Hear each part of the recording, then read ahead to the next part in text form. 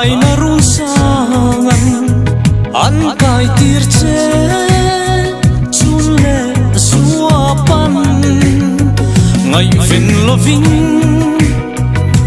yom ta mo i chan tur chu ka don sing am love i kang ta mo chol tui ning su om na runa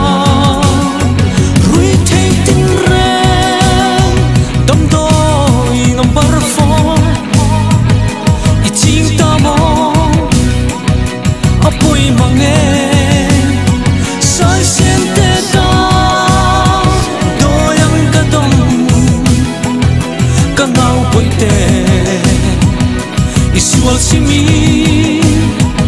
lo kirle lulro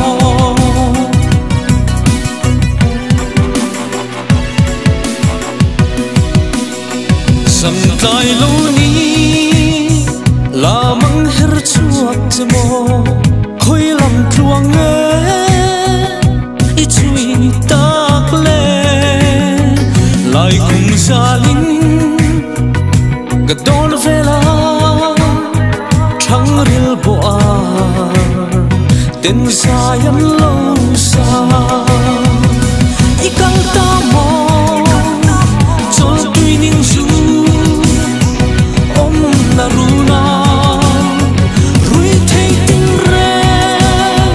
dam doi number 4 I ching ta mo apoi mange sai sen te ta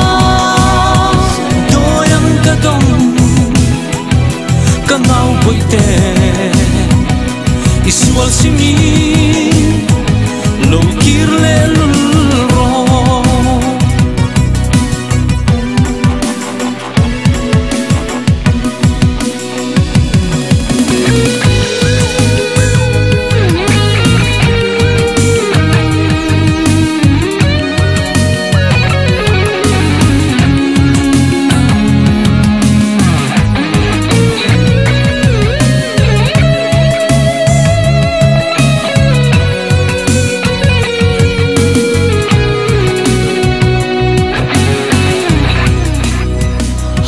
thir zau te len rual lung du te sa puin zir thiaman leng vele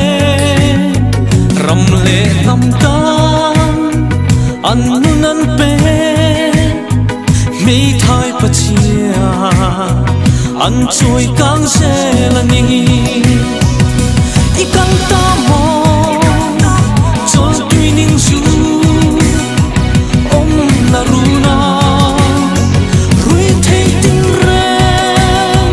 dam doi number 4 I ching ta mo apoi mange sai sen te ta doyang ka dom ka nau boi te isual simi lo kirle lulro